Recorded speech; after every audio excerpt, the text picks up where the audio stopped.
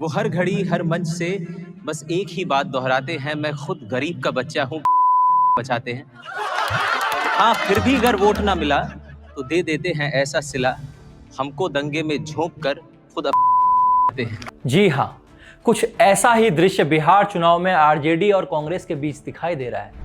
शब्दों के बाण शेरो शायरी के माध्यम से चल रहे हैं। नेता हो या समर्थक, हर कोई एक दूसरे पर ऑनलाइन लठ बजाने के लिए तैयार बैठा है। कोई मिर्जा गालिब की सस्ती कॉपी बना हुआ है तो कोई गूगल पर राजनीति बेस्ट शायरी टाइप करके रिजल्ट खंगाल रहा है। कांग्रेसी सोच रहा है कि कुछ तो मिले, कहीं तो मिले जो तेजस्वी यादव के घमंड को चूर कर दे। उधर आरजेडी का समर्थक सोच रहा है कि चारा घोटाले को डिफेंड करने के लिए कोई शेर आज तक क्यों नहीं लिखा गया। पीयर प्रेशर इतना है कि पार्टी के मनोज झा को रात भर शेर ढूंढने के काम पर लगाया तो वो शेर ढूंढने जंगल में निकल गए। लेकिन आइए हम देखते हैं कि भारतीय राजनीति जो सत्य परेशान है पराजित नहीं के दौर से निकलकर यहाँ तक कैसे पहुंच गई और दोनों पार्टियों के समर्थकों के बीच क्यों जूतम पैजार वाली स्थिति आ गई है। नमस्कार, मैं अभिषेक, आप देख रहे हैं द पैम्फलेट।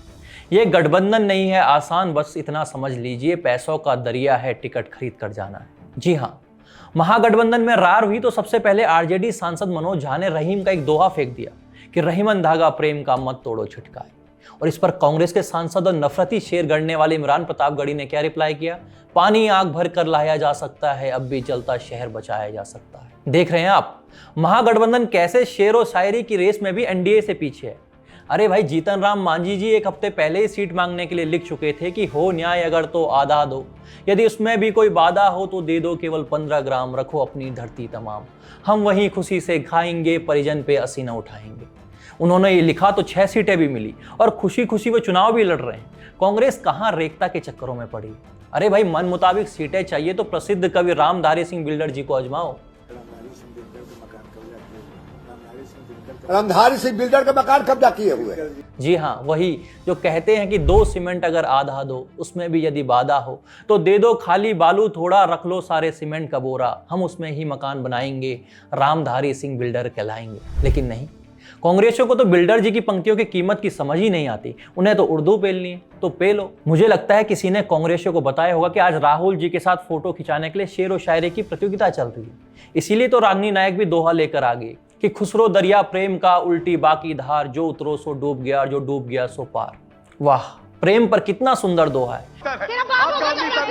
काश रागनी नायक जी भी इसे अपने जीवन में उतार पाती और टीवी डिबेट्स में गालियों की धार बंद हो जाती तो हमें भी प्रेम का दरिया देखने को मिलता। लेकिन फिलहाल कांग्रेस और आरजेडी की स्थिति सूत न कपास, जुलाव हमें लट्ठम लट वाली हो रखी है। रातों रात आरजेडी और कांग्रेस समर्थकों के बीच भिड़ंत शुरू हो गई। कांग्रेस समर्थकों ने आरोप लगाया कि आरजेडी अकाउंट्स राहुल गांधी पर अपशब्द लिख रहे हैं। एक कांग्रेस समर्थक ने लिखा, तेजस्वी यादव का सम्मान है कि इंडिया गठबंधन का हिस्सा है, लेकिन अगर बात राहुल गांधी के सम्मान पर आई तो कांग्रेसी कुत्ता बना देंगे, भागते फिरोगे। इसके जवाब में एक आरजेडी समर्थक ने लिखा कि अच्छा, नया नया कांग्रेसी बने हो इसलिए शांत रहो, भाड़े पर बने कांग्रेसी क्या जाने जमीनी राजनीति क्या होती है। बिहार यूपी की राजनीति ट्विटर स्पेस से नहीं चलती, जनता तय करती है कि नेता कौन है। इनको देखकर तो यही पंक्तियां याद आ रही है कि ज्ञानी से ज्ञानी मिले, नीच से नीच, पानी से पानी मिले और कीच से कीच। देखिए ना, एक आरजेडी समर्थक ने क्या लिखा, क्या औकात है पप्पू की जो खुद अपनी पार्टी नहीं संभाल पाया, वो दूसरों को क्या दिशा देगा। कांग्रेस में अब न नेता बचे हैं न मतदाता। बताइए, जनता भी इस लड़ाई में कंफ्यूज है कि यहाँ किस पप्पू की बात हो रही है। एक आरजेडी समर्थक ने तो बिहार कांग्रेस प्रभारी पर व्यंग कर दिया कि भाई टिकट बहुत इत्मीनान से तय कीजिए, कोई हड़बड़ी नहीं है, नामांकन की आखिरी तारीख तक कांग्रेस बस सोचती ही रह जाएगी।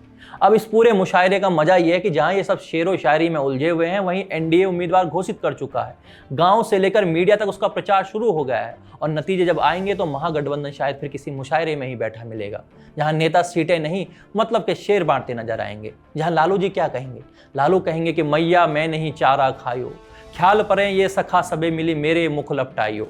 और तेजस्वी यादव क्या कहेंगे? कम से कम एक बार बता तो देते कि हम नहीं रहना चाहते यार। इस बार आपने कुछ कहा भी नहीं। आपको हम कुछ कहते हैं? आप बताइए, हम आपको कुछ कहे हैं? कितना अच्छा हम लोग बातचीत करते थे, हर चीज करते थे। हम आपको कुछ कहे हैं, कम से कम एक बार बता तो देते। और तेज प्रताप यादव क्या लिखेंगे? वो कहेंगे कि काम आ सकी न अपनी वफाएं तो क्या करें, उस बेवफा को भूल न जाएं तो क्या करें। और राहुल गांधी, वो तो फिलहाल सोच में डूबे हुए हैं। उन्होंने खबरों में पढ़ा, उसने उस पर शेर मार दिया। और ये सुनकर राहुल गांधी के मन में एक ही प्रश्न आ रहा है कि शेर तो गुजरात में हुआ करते थे, ये बिहार में कैसे आ गए। आप भी तब तक शेर ढूंढने में राहुल गांधी की मदद कीजिए और बने रहिए हमारे साथ, देखते रहे द पैम्फलेट। धन्यवाद।